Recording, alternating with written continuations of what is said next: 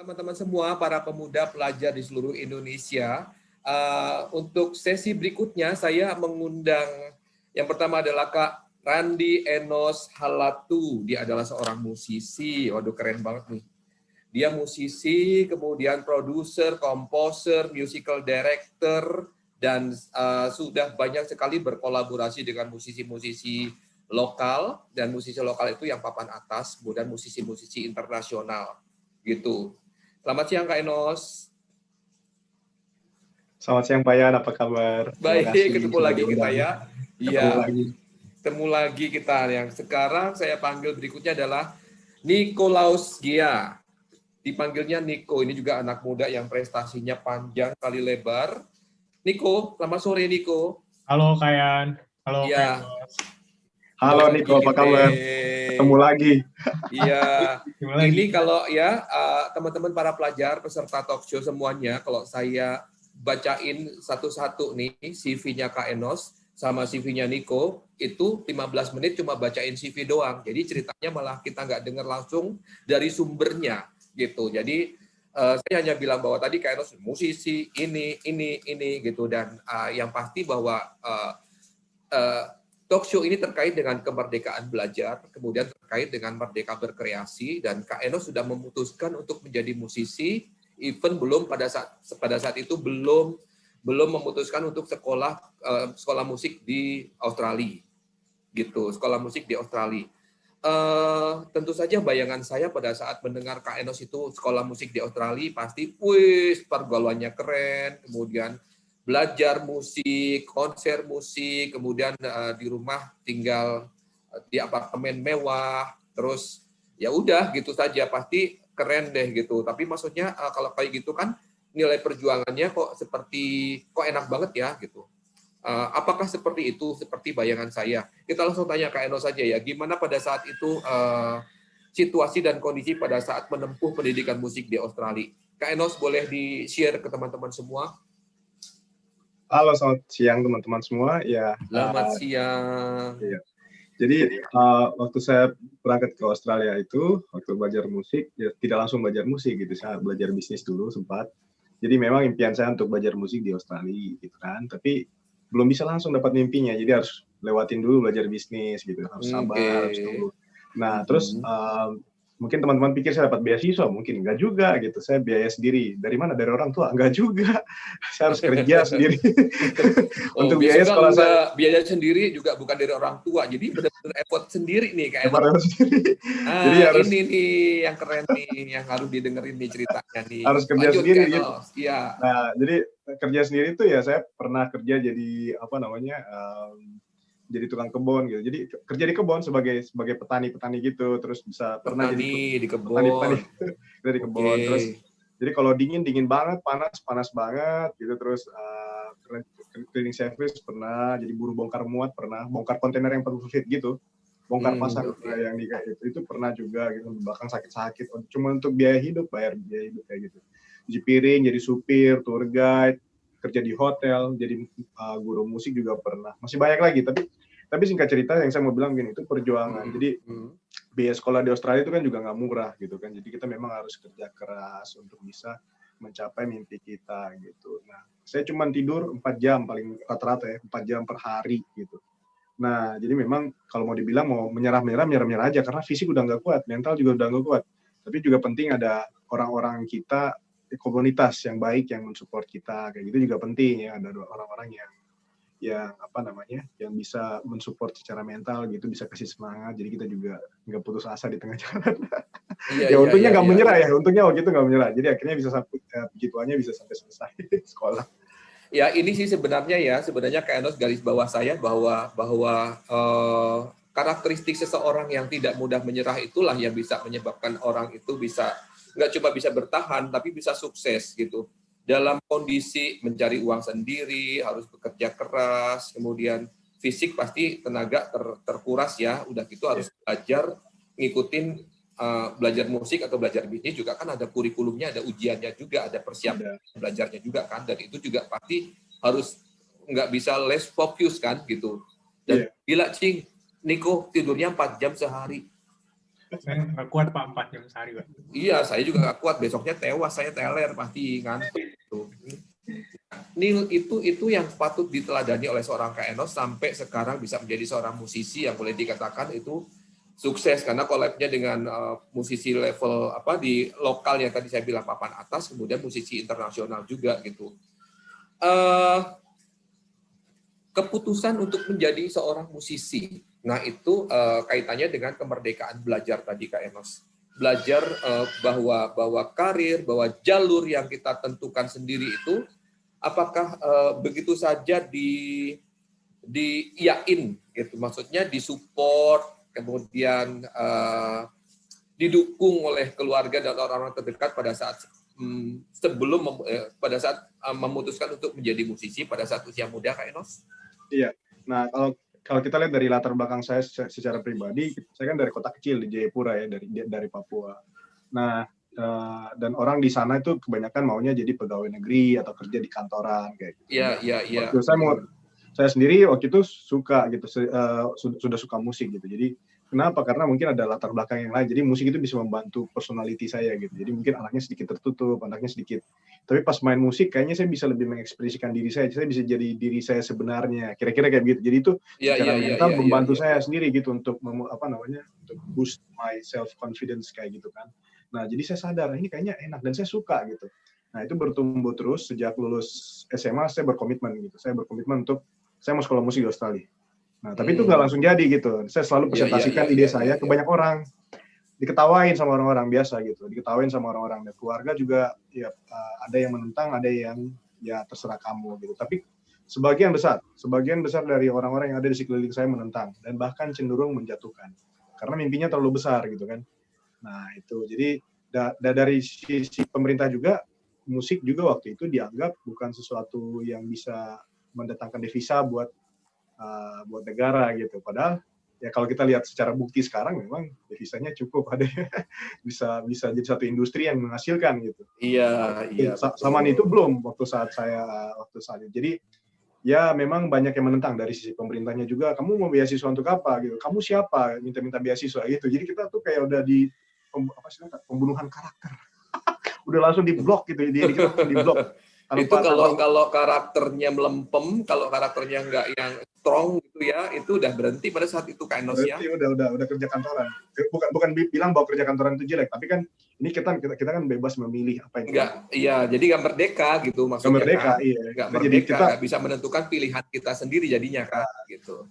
Nah, jadi memang sebelum itu memang saya harus cari tahu dulu alasan yang kuat apa, kenapa saya mau mengejar ini gitu. Jadi salah satunya adalah dampak buat diri saya sendiri gitu. Jadi saya setelah berdampak buat diri saya sendiri, baru saya pikir, oh ini saya bisa pakai untuk memberi dampak yang positif buat orang lain juga gitu. Jadi kenapa tidak? Kan enak juga kita main musik kan fun-fun gitu. Ya, walaupun dalam kenyataannya tidak ya fun-nya itu tanda kutip kerja keras juga di dalamnya. Iya. Inilah yang dinamakan seorang menemukan dunianya tuh yang seperti ini, menemukan dunia. Kak Enos sendiri bilang bahwa dengan bermusik dia merasa confidence, dengan bermusik dia merasa nyaman, dengan bermusik dia merasa seperti terbang gitu loh. Tapi pada saat dia tidak bermain musik, dia pendiam, dia yang sulit untuk berekspresi, dan ternyata media untuk berekspresinya Kak Enos itu melalui musik. Nah, itu yang saya katakan berarti bahwa inilah dikatakan seseorang menemukan dunianya tuh yang Kak Enos. Jarang-jarang untuk Kak Enos yang seperti itu. Ya, oke. Kak Enos, kita nanti akan lanjut lagi. Sekarang saya akan beralih ke Niko. Hai Niko. Halo Pak Yan. Iya, Niko ini juga, waduh, itu saya ini mau bertanya mengenai apa ya, kamu mendapatkan Rock School Internasional yang merupakan lisensi musik berskala internasional mengenai performing art, itu gimana ceritanya Niko ini? Karena kalau saya baca prestasi non akademik kamu, ini keren banget ya. Saya juga harus bilang kepada para peserta talk show bahwa prestasi akademiknya Niko itu juga cum laude gitu. Tapi itu orang cum laude itu di kampus kan banyak banget ya, jadi nggak perlu yang gue cum laude gitu, orang banyak yang lain juga cum laude gitu. Tapi itu juga perlu perjuangan untuk menjadi cum laude. Nah, tapi yang saya akan gali ini adalah prestasi di luar akademiknya. Karena sekarang nih udah akademiknya cum laude, non akademiknya juga distinction gitu. Wih. Kita ini gimana nih? Ya Pak, jadi waktu itu ada namanya Rock School International. Jadi itu suatu Iya. lisensi internasional tentang performing art Pak, di mana itu dari Inggris jadi jurinya. Jadi kita Oke. lagu khusus gitu dari berbagai genre kayak Broadway ataupun nanti lagunya jazz. Iya, lagunya mereka yang tentuin ya, Nick ya. Iya, udah ditentuin lagunya apa, dan itu saya waktu itu grade 8. Grade 8 tuh grade yang paling atasnya, ujiannya yang paling Oh, kita iya. gitu. Nah, jadi waktu itu mencoba untuk ikut ujian di situ kan. Mencoba ikut ujian. Nah, proses buat bisa berhasil itu emang nggak mudah karena harus banyak banget latihan gitu setiap hari. Terus Iya. ada orang yang ngebantu saya buat berlatih, dan pokoknya itu butuh perjuangan gitu. Kadang nyanyi aja udah kayak olahraga gitu, sampai keringetan gitu buat latihan. Berat banget karena emang waktu itu juga wah ternyata baru nyadar nih nyanyi ternyata sesusah ini ya, nggak mudah gitu. Akhirnya tetap belajar terus dan yakin kalau saya pasti bisa deh gitu, karena sebelumnya juga mungkin ada sama-sama kayak Kainos juga gitu, kayak nggak dipercaya sama lingkungan sekitar gitu, kayak orang-orang bilang kayak lah gitu, kayak musikalitas lo kurang gitu. Ya ampun, kasihan banget Niko. Tapi kamu kamu tadi pokoknya nggak dengerin ya. Kamu tadi itu kamu harus justru jadi trigger Pak gitu ya. Iya. Saya mikir, wah saya selama ini udah lumayan belajar musik, masa musikalitasnya gitu-gitu aja, pasti enggak lah, saya pede aja dulu Pak, pede dulu. Habis itu belajar, latihan, dan sampai ujian, terus saya ujian dan jurinya itu orang Inggris kan, saya udah bingung juga, agak deg-degan juga gitu. Terus pas ujian selesai habis itu ternyata pengumuman saya dapat prestasi itu distinction Pak. Itu kalau misalnya kayak di kampus mungkin A+ kali ya Pak ya. A+ juga, cum laude juga dong berarti, Niko. Iya. Iya, jadi waktu itu agak kaget gitu. Oh, ternyata bisa juga ya kayak gini, dan itu kan juga bukan hal yang mudah karena tingkatnya kan tarafnya internasional Pak. Jadi punya standar tertentu lah gitu. Nah, dan waktu itu senang banget gitu bisa dapat suatu lisensi internasional, dan akhirnya perjuangan selama ini gitu nggak jadi sia-sia gitu, ada hasil, ada buahnya gitu sih Pak. Iya. Yang keren, tidak dipercaya oleh orang lain bahwa kamu punya kemampuan tertentu yang kamu punya gitu. Sementara kamu sendiri merasa yakin bahwa saya bisa dan saya akan lakukan find the way gitu ya untuk membuktikan bahwa saya bisa gitu. Ternyata berhasil gitu. Nah ini kan itu kan karakter yang nggak semua orang nggak dimiliki gitu ya. Sama seperti Kainos tadi, ditentang sama orang-orang di sekitarnya. Kalau misalnya orangnya itu orang B saja, berarti dia pasti akan ngikutin saran dari orang-orang yang sekitarnya bahwa kamu nggak punya musikalitas yang cukup untuk bisa ikut rockstar internasional itu. Pasti akan berhenti, akan stop. Tapi ini enggak, Niko, gitu loh. Jadi itulah mengapa pentingnya karakter di sini. Strong, percaya diri, konsisten, persisten, gitu. Baru skill itu nggak tahu. Kalau menurut Niko gimana, Nik? Karakter dulu, baru skill nyusul, atau skill dulu, baru karakter gampang nanti? Coba menurut kamu gimana, Nik? Ini menarik Pak, karena menurut saya karakter sama skill itu ada sinkronisasi gitu. Harus balance gitu menurut saya. Karena kalau misalnya punya karakter tapi nggak punya skill ya sama aja. Tapi kalau misalnya punya skill tapi nggak punya karakter, ya itu jadi jadi nggak baik juga gitu, nggak bakal berkembang lebih. Nah tapi kalau ditanya mana yang lebih dulu, tentunya pasti karakter lebih dulu sih. Karena ketika kita punya karakter yang baik, contohnya konsisten, mau belajar dan mau mengembangkan diri, lama-lama tuh skill akan skill akan bertambah, Pak, akan berkembang, akan jauh lebih baik. Sedangkan kalau misalnya kita fokus sama skill doang tanpa karakter, nah jadi contohnya kayak mungkin ada musisi-musisi yang hebat gitu, tapi karakternya kurang baik Pak, akhirnya nggak bisa punya komunikasi yang baik dengan lingkungannya kayak gitu-gitu Pak. Jadi stuck aja gitu di situ. Nah itu makanya kenapa kalau menurut saya karakter tuh harus lebih dulu sih Pak. Iya, saya setuju Niko. Jadi ya memang karakter dulu yang harus diunggulkan ya gitu ya. Jadi kita tidak pernah mengesampingkan skill, karena skill itu juga bisa dilatih terus-terus. Tapi untuk berlatih secara terus-menerus sampai itu improve dari awalnya punya skill B kemudian menjadi skill up plus itu kan butuh proses, dan proses itulah yang dibutuhkan adalah karakternya, tidak mudah menyerahnya, konsistennya, percaya dirinya itu loh. Tapi kalau karakter itu nggak punya skill itu oke. Semua orang dikasih gift ya, dikasih bakat sama Tuhan gitu. Kalau karakter itu nggak ada, bakat itu pasti akan nggak muncul, nggak akan bisa keluar dari permukaan, terus akan berada di dalam terus. Jadi kan percuma gitu. Ya itu sih dari saya. Kak Enos. Iya Pak. Kak Enos balik lagi tadi. Ini masih mengenai Merdeka Belajar dan karakteristik ya. Tadi dulu itu nggak ada keraguan ya dalam memilih jalur musik. Bagaimana? Coba ulangi Pak, sorry. Dulu pada saat memilih jalur musik, sama sekali tidak ada keraguan gitu. Maksudnya tadi kan sudah dibilang ya banyak sekali pertentangan gitu. Oh iya. Ya jadi sempat mikir juga sih waktu mereka bertentangan. Cuman kan kita selalu karena mungkin kemauan keras sih, itu juga kita perlu tahu, karena kalau macam misalnya kita udah tahu alasannya kenapa gitu, itu pasti lebih kuat daripada yang lain gitu. Jadi karena saya tahu kenapa gitu, saya tahu ini dampaknya baik buat saya dan saya suka hal itu dan saya mau kejar itu. Jadi sekarang walaupun orang bertentangan sama saya, mereka cuma tidak lihat apa yang saya lihat, itu aja. Jadi yang perlu saya buat adalah menggambarkan apa yang ada di pikiran saya kepada mereka. Jadi presentasinya bagus supaya mereka bisa mengerti apa jalan pikiran saya gitu. Ya walaupun tetap menentang, tapi kita cukup punya beberapa orang yang percaya sama kita. Kita udah butuh semua orang percaya sama kita. Cuman orang-orang yang mengerti jalur-jalurnya dan bisa melihat apa yang kita melihat. Iya, dan orang yang bisa dipercaya akan membantu kamu untuk membantu. Iya. Jadi gitu loh.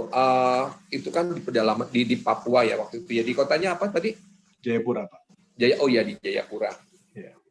Ini mengenai culture di Indonesia, nggak cuma di Jayapura, di Jakarta, di kota-kota besar juga culture bahwa dalam lingkungan keluarga itu pasti yang dominan adalah orang tua gitu. Yeah. Jadi secara tradisional kemerdekaan belajar itu belum jadi tradisi, belum culture gitu, bahwa seseorang anak mau kuliah bisa jurusan apa gitu. Itu bahkan Pak jurusan apa, aku mau jurusan apa ya, itu masih nanya sama orang tuanya, nanya sama omnya gitu. Jadi kemerdekaan belajar itu belum dimulai sejak dini gitu, sehingga pada saat mulai akan memilih jurusan di perguruan tinggi itu malah anak bingung, saya mau di jalur apa ya gitu, karena memang tidak disiapkan sejak awal. Belajar dari situ, apa sih saran Kak Enos untuk kemerdekaan belajar bisa dimulai sejak dini, sejak anak-anak itu masih di elementary atau bahkan di junior high school gitu? Ya, jadi kalau misalnya buat orang tua, ya kita belajar untuk mengenali anak-anak kita gitu. Jadi apa potensi yang dia mau gitu, kita arahkan ke situ dan kita dukung gitu. Karena ingat semua orang tuh punya hak untuk untuk menjadi dirinya, untuk menjadi versi terbaik dari dirinya gitu. Semua orang punya hak. Dia tidak harus menjadi diri orang lain gitu. Sebenarnya tidak perlu jadi orang lain. Kita cukup menjadi diri kita, tapi versi yang terbaik dari diri kita. Itu gimana?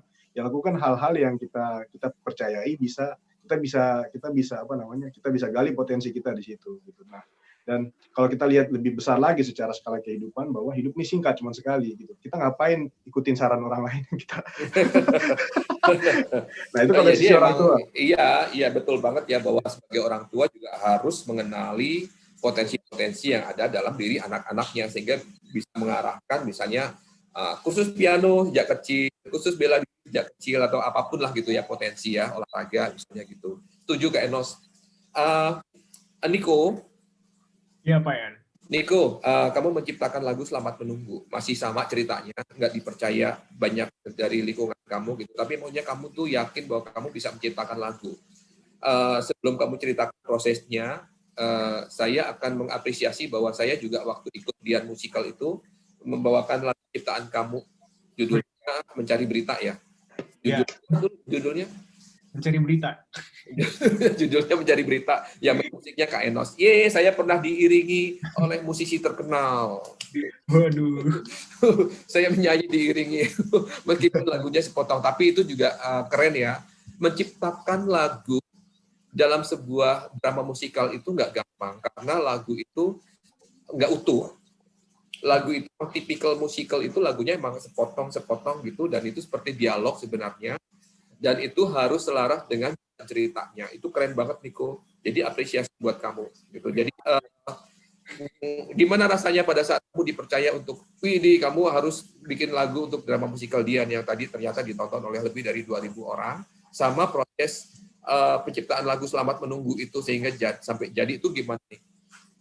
Itu sebenarnya ketika dipercaya buat ngebuat lagu di drama musikal itu sebenarnya suatu tantangan sekaligus kebanggaan Pak ya. Karena balik lagi kayak yang Pak Yan bilang tadi, nggak mudah gitu, karena kita harus ngebuat lagunya tuh mengekspresikan panggung lah istilahnya, dan itu pengalaman yang berharga banget buat saya gitu, apalagi juga ini Niko saya tambahin, mengekspresikan panggung, dan kamu harus melihat sosok yang jadi itu seperti apa gitu. Iya Pak. Itu sulitnya musikal tuh gitu. Iya. Harus punya bass itu. Imajinasikan. Gitu Pak. Dan waktu itu juga lagunya mungkin 5 atau lebih lagu, dan jadi tentang buat saya akhirnya ngebuat lagu terus mengimajinasikan lah Pak. Nanti kayaknya di panggung bakal kayak gimana ya. Akhirnya ngobrol juga, dan ada mentor saya, Kak Enos. Jadi sejak Dian Musikal itu udah collab ya sama Kak Enos ya? Oh udah collab sama Kak Enos. Kita kontak-kontakan, Kak ini kayaknya boxnya gimana nih? Akhirnya dibantu sama Kak Enos nih, karena Kak Enos kan udah profesional. Wih, kan saya masih baru gitu, anak baru. Iya, anak baru, collab sama profesional, jadi ketularan ya nanti ya. Iya, ketularan. Adalah profesionalnya dikit-dikit lah ya. Dikit-dikit, tapi nanti lama-lama jadi bukit loh. Jadi bukit, akhirnya jadilah lagu buat musikal dan dinyanyikan juga oleh orang-orang yang suaranya luar biasa gitu. Jadi kayak ada luar biasa, kayak Kak Ian. Ian contohnya. Orang-orang yang nyanyi Dian itu luar biasa loh. Suara-suaranya powerful. Luar biasa ya. Akhirnya seneng sih Pak ketika dapat percayaan buat tulis lagu dan lain sebagainya. Nah ketika udah tulis musikal, ini saya kepikiran buat kenapa saya nggak ciptain lagu sendiri gitu. Nah waktu itu juga ketika mau nyiptain lagu sendiri banyak juga pertentangan dan sebagainya. Jadi kayak balik lagi lah istilahnya, kayak kayak musikalitas lo kurang lah gitu. Jadi ngapain lagu? Tapi saya balik lagi, nggak bisa karena saya suka nulis lagu, jadi harus nulis lagu. Terus nulis lagu, kepikiran ada dan lain sebagainya, dan bertemu lagi dengan mentor saya, Kak Enos. Kak Enos lagi. Banyak sekali kolaborasi kita.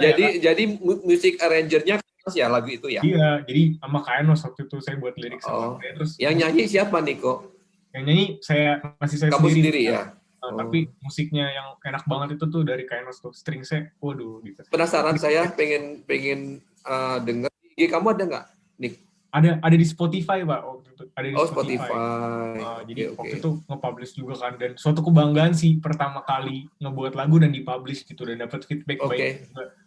Dapat feedback baik juga dari orang-orang di sekitar, dan keren. Ini mau nulis lagu lagi nih Pak, dalam proses nulis lagu lagi nih, nanti sama jangan berhenti dong, teruslah berkarya, Niko. Karena masih muda kan Pak, ide-ide masih segar gitu, kita harus memanfaatkan masa muda. Ya. Oke, jadi sekarang setelah ngomongin kreativitas, ngomongin tadi menemukan dunianya masing-masing, dunia Niko, dunia Enos gitu. Sekarang saya ngomongin entrepreneur karena kan ini talk show wirausaha ya, yang cuan-cuan gitu. Cuan. Iya, ini Niko nih punya bisnis clothing eksklusif dengan brand musisi. Itu apa maksudnya brandnya musisi gitu? Apakah ini untuk ceritain deh pokoknya apa itu. jadi waktu itu saya kan lagi scroll Instagram Pak. Kemudian muncullah kayak anak muda di bawah umur 30 di Asia yang berpengaruh gitu. Terus saya juga udah 21 tahun kan, terus kayak kira-kira karya apa sih yang saya bisa buat gitu loh, karena orang lain bisa, kok saya nggak bisa gitu. Terus akhirnya malam-malam gitu tiba-tiba kepikiran, karena saya suka musik, kenapa saya nggak mengapresiasi musisi-musisi Indonesia dengan menjual suatu produk yang nggak semua orang tuh bisa punya gitu. Jadi eksklusif dong Niko ya. Pak. Jadi syarat untuk bisa beli produknya, jadi saya jualan kayak baju, terus ada kayak outer dan lain sebagainya, dan yang bisa beli produk itu khusus bagi orang-orang yang sudah berkarya, orang-orang yang punya karya, entah dia punya lagu, entah dia pernah main di kayak panggung internasional kayak Kak Enos contohnya tuh bisa banget itu. Udah punya karya, udah dirilis, dan udah pernah manggung deh ya. Jadi Iya Pak, istilahnya karena banyak anak muda tuh yang ragu-ragu pengen nulis nggak sih, kayak saya dulu lah, antara nulis sama enggak, dan akhirnya saya kepikiran buat nge-trigger orang-orang, anak-anak muda buat berani berkarya gitu Pak. Saya juga coba ngomong ke teman saya yang lagi pengen nulis lagu gitu, terus saya bilang, oh nanti kalau misalnya udah berhasil nulis lagu, udah berhasil rilis, nanti saya kasih produk saya ke kamu gitu. Dan akhirnya dia ke-trigger gitu, karena nggak semua orang bisa punya produk ini gitu. Hanya orang-orang yang berani berkarya dan berani mengembangkan dirinya gitu Pak. Jadi ini ya keren. Idenya keren ya. Jadi brand yang eksklusif, brand yang nggak dijual untuk semua orang gitu ya. Iya Pak. Namanya musisi keren, idenya bagus banget Niko. Mudah-mudahan cuan terus ya Niko ya. Kemudian makin besar dan makin besar. Nah, saya balik ke Kak Enos mengenai entrepreneur-nya nih, mengenai cuan gitu. Artinya seorang musisi juga kan produktif. Misalnya membuat karya, kemudian dijual, kemudian laku, kemudian dapat uang gitu. Coba ceritain sih apa-apa yang sudah pernah dilakukan Kak Enos di bisnis musik ini, arranger, menciptakan lagu, atau direktur gitu Kak Enos. Ya, jadi kalau dari musik sendiri, dari sisi bisnisnya tuh ya memang kita harus mengerti dulu industrinya tuh cara kerjanya gimana gitu. Jadi untuk jadi musisi itu kita bicara industri musik ya, itu ada banyak sekali sebenarnya yang bisa kita kerjakan gitu. Kita bisa jadi arranger, kita bisa jadi composer, bisa jadi produser, bisa jadi penyanyi, ya bisa jadi sound engineer, bisa jadi musik, bisa banyak sekali yang bisa kita kerjakan. Jadi kalau mengenai entrepreneurship, ya kita mau yang mana? Kadang-kadang orang-orang seperti, misalnya contoh saya ini bisa beberapa bidang sekalian, jadi saya bisa kerjain sebagai produksi, sebagai music collector juga bisa, sebagai session player juga bisa, guru juga bisa, atau mentor juga bisa gitu. Jadi ada banyak yang kita bisa kerjakan gitu. Jadi mengenai entrepreneurship, ya memang ini sedikit menantang. Itu harus kita punya, ya itu kita harus bisa reliable juga gitu. Jadi bisa dipercaya sama banyak orang gitu. Maksudnya ada orang yang mungkin skillnya lebih jauh daripada saya gitu, tapi kenapa orang pilih saya? Mungkin karena kita temenan pertama. gitu. Jadi kita perlu punya networking juga. Network dong, ya betul. Di bisnis itu juga perlu banget network. Dan mungkin kita juga enak diajak kerja sama gitu. Kita bisa waktu kita janjian datang ya kita datang. Itu kan salah satu hal-hal yang saya pikir hal-hal yang bisa menunjang kita untuk bisa maju dalam karir gitu. Nah, bicara mengenai cuan, di musik itu kita bisa, kalau kita mengerti sistem di dalam industri musik, kita bisa manfaatkan sistemnya untuk cuan gitu. Jadi contoh seperti kita bisa manfaatkan royalti. Jadi kalau orang-orang, salah satu contoh yang kita bisa manfaatkan royalti. Jadi di industri musik itu ada sistem royalti yang dimana kalau karya-karya kita yang dipasarkan, sama sekarang kan sudah online ya pemasarannya kebanyakan gitu ya, udah kita online. Nah itu bisa di-track secara digital dan bisa diakumulasi berapa banyak yang sudah di-play, dan itu kita bisa dapat sedikit uang saku dari itu. Nah, dan sekarang pemerintah itu sedang juga ini ya, sangat memperhatikan royalti bagi para musisi ya. Kalau dulu itu nggak bayar royalti, sekarang bayar loh. Harus bayar gitu. Tarifnya tuh per bangku kalau di restoran. Iya. Nah, kalau memang kita di Indonesia banyak, bukan saya bilang sedikit ya, tapi terlambat sekali dalam hal ini. Tapi lebih baik terlambat daripada tidak. Iyalah, ya, menghargai para musisi. Iya, kalau di luar negeri, kalau kita pakai sistem di luar negeri, musisi bisa hidup dari hanya royalti doang. Jadi berkarya, tapi uang dari penghasilan dari royalti itu bisa orang bisa wow banget gitu. Kita nggak bakalan karena itu bisa satu kali royalti itu kan bisa diwariskan kan. Jadi kalau karena karyanya terus ya, meskipun sudah nggak ada, penciptanya sudah nggak ada, karyanya terus ya masih diwariskan. Tergantung hukum setiap negara gitu. Ada yang 50 tahun, ada yang 70 tahun. Jadi setelah dia meninggal, itu copyright-nya masih tetap dimiliki seorang komposernya, nanti bisa diwariskan ke siapa ahli warisnya gitu. Iya, jadi saya bisa membayangkan ya betapa indahnya hidup kalau misalnya kita melakukan sesuatu itu udah menemukan dunia kita gitu, udah menjalankan karir sesuai dengan bidang yang kita minati, yang kita udah hobi gitu, udah hobi cuan pula gitu, udah senang kan, hati senang gitu. Itu sih intinya. Tapi kalau misalnya menjalankan karir meskipun cuan, tapi kalau misalnya itu juga nggak sesuai dengan dunianya, nggak sesuai dengan hati nurani, itu ya juga nggak merdeka namanya gitu. Jadi itulah pelajaran dari Merdeka Belajar dan Merdeka Berkreasi, karena pada akhirnya kita harus menentukan satu jalur yang benar-benar menjadi minat kita dan bakat kita gitu. Jadi boleh tambah sedikit mengenai cuan-cuan. Boleh. Kak Enos gimana? Jadi ada mungkin orang yang bilang mengenai idealis, mungkin ada yang idealis dan ikuti selera pasar. Idealis dan pasar. Itu juga kan kita bisa cuan-cuanan di situ tuh.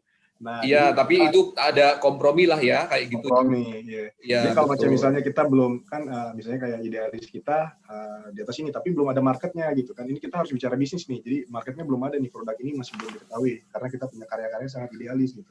Jenis musiknya baru banget nih. Nah, gimana supaya kita support diri kita, supaya kita bisa tetap makan? Kita mungkin bisa kerja sebagai guru dulu gitu sambil mensupport karir kita di berkarya. Ya. Terus mungkin kita bisa bikin karya-karya yang pasar suka dulu sambil mensupport produk baru kita ini. Ya kan itu bisnis. Iya. Subsidi silang ya. Subsidi silang lah ya, idealisme sama memenuhi selera pasar gitu. Kan kita butuh makan ya Pak ya. Betul harus ada kompromi. Gitu. Ya Niko ya gitu ya. Niko juga bisa belajar nih dari Kak Enos, dari pembicaraan kita bahwa Niko juga masih sangat muda gitu, masih panjang, dan mudah-mudahan juga sukses terus. Niko, kita terakhir ngomongin itu ya, training action coach itu waktu kamu masuk ke pelatihan itu persyaratannya apa ya Nik ya? Oh itu jadi ada pelatihan dari action coach itu Pak untuk para generasi muda yang pengen terjun ke dunia entrepreneur gitu Pak. Iya, itu juga pesertanya dari seluruh dunia ya Nik ya? Iya, dari seluruh dunia, dan nggak semua orang bisa ikut pelatihan itu karena ada seleksinya lebih dulu, dan mungkin salah satu syaratnya waktu itu ditanya kayak udah ngebangun apa aja, istilahnya kayak apa karyanya gitu. Nah, jadi memang sudah harus punya karya juga ya? Iya, udah harus ada yang dilakuin gitu. Iya.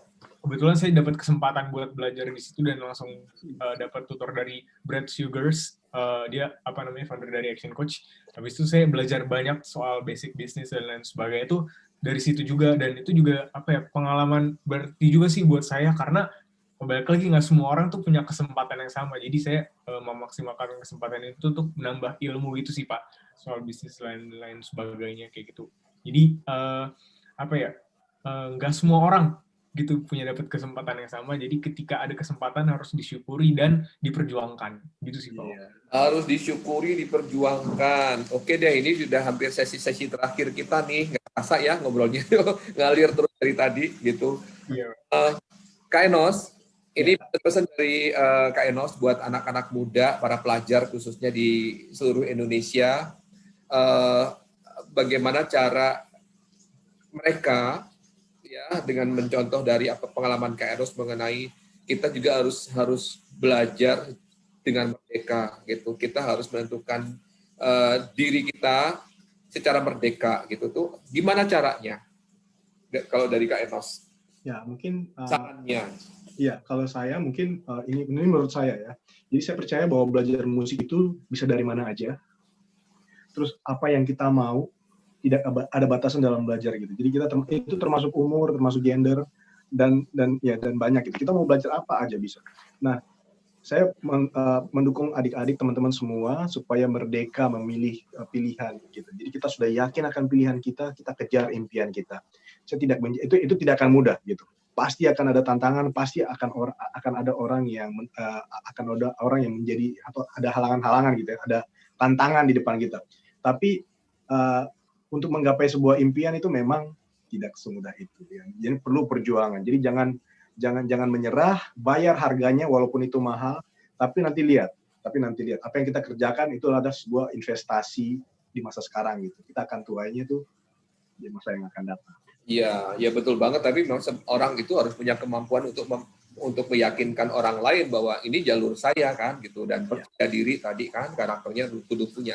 Percaya diri, kemampuan untuk convincing ya. Mempengaruhi orang lain agar percaya sama apa yang kita bukan argumentasi, apa yang kita sampaikan gitu, bahwa jalur inilah akan saya pilih. Gitu. Jadi ya nggak ada yang namanya ragu-ragu. Betul nggak nih? Nggak boleh ragu-ragu. Nggak ada yang namanya ragu-ragu untuk udah gitu mau merdeka, tapi lu ragu-ragu. Namanya juga kamu nggak ngerti gitu. Tapi tentukan apa yang kamu inginkan. Putuskan apa yang kita Ya, putuskan, jangan ragu-ragu. Dan terus minta support dari orang-orang terdekat dulu gitu. Minta support. Kalau misalnya support itu toh tadi kayak Kak Enos ya, nggak mudah juga untuk mendapatkan support kalau misalnya jalurnya beda dengan jalur yang diinginkan oleh orang-orang terdekat, terutama orang tua. Dengan pendekatan khusus, dengan gigih, dengan mungkin tarik ulur, nanti juga lulus sih orang tua biasanya gitu. biasanya gitu. At the end yang akan menjalani adalah kita sendiri. Iya, kita sendiri yang bisa. Iya. Jadi kalau kita sudah yakin, memang udah. Kalau udah yakin, perjuangkan gitu. Kalau belum yakin, ya yakinkan dulu. Iya betul, yakinkan dulu, betul. Mana yang akan jalur yang akan dipilih, jalan yang akan dilewatin tuh yang mana gitu kan, terus jelas dulu. Gitu. Goalnya dulu ditentuin. Betul. Tujuan. Betul, Niko, terakhir Nick, untuk teman-teman semua para peserta talk show hari ini, untuk melihat apa itu KPUB, kemudian apa itu Merdeka Belajar dan konten-konten Merdeka Belajar yang sering kita muat juga, kita rilis di YouTube gitu, boleh disampaikan ke teman-teman semua bagaimana cara melihat dan minta mereka untuk subscribe ya, jangan lupa. Untuk teman-teman yang nonton, terutama teman-teman generasi muda Indonesia yang ingin berjuang untuk memerdekakan potensinya, Merdeka Belajar, jangan lupa untuk subscribe YouTube dari KPUB sama Yayasan Prima Unggul, dan juga follow Instagram KPUB dan Yayasan Prima Unggul, agar kita bisa jadi generasi muda yang berjuang bersama-sama. Gitu. Ya, Instagram Nicole juga dong, Nicholas Gia kan? Saya juga ada Instagram, mungkin pengen lihat konten-konten atau apa yang saya perjuangkan selama ini itu dari @nicogia_. Itu tuh nanti followernya langsung. Amin. Gitu, Pak. Iya, oke. Itu pesan saya buat anak-anak muda ya, karena pasti ada anak muda, karena saya juga masih muda gitu. Jangan pernah sia-siakan masa muda gitu. Kreativitas itu ada batasnya. Jangan sampai kita punya ide tapi kita takut untuk ambil aksi. Apapun yang terjadi itu pasti suatu pembelajaran. Ketika muda, kepikiran ide, lakukan. Ketika ada kesalahan, perbaiki, terus lakukan lagi yang baru gitu. Jadi jangan pernah sia-siakan masa muda dan lakukan yang terbaik. Gitu sih, Pak. Ya, jangan pernah sia-siakan masa muda dan lakukanlah yang terbaik. Keren, Niko. Oke, jadi buat teman-teman semua, para pemuda pelajar di seluruh Indonesia, tetaplah berkarya dengan merdeka. Jadi percaya diri, ya. Pandemik juga bukan alasan untuk tidak berkarya. Pandemik bukan alasan untuk kita takut untuk mengekspresikan diri dan tidak muncul di permukaan. Oke, lakukan dan jangan pernah ragu. Kak Enos, terima kasih banyak sudah hadir dalam bincang-bincang kali ini. Mudah-mudahan terima kasih banyak Pak Yan. Detail mengupas tuntas Kak Enos di lain kesempatan gitu. Jadi sambil main, misalnya sambil lagunya diputer, itu keren juga tuh, Niko gitu. Collab lagi deh, collab. Tapi jangan talk show yang 30 menitan, 2 jam. Gitu ya. Kita buat konten sendiri nanti kayak Enos. Ya gitu. Niko lagi mau punya single baru datang nanti. Waduh. Ditunggu banget, ditunggu. Saya aja lagi pengen denger itu yang Selamat Menunggu itu. Iya, Pak. Iya. Oke, Niko sekali lagi terima kasih, Kak Enos terima kasih, dan selanjutnya terima kasih banyak Pak Yan. Teman-teman belajar, stay safe and stay healthy. Dan selanjutnya saya kembalikan ke Ina dan Marta.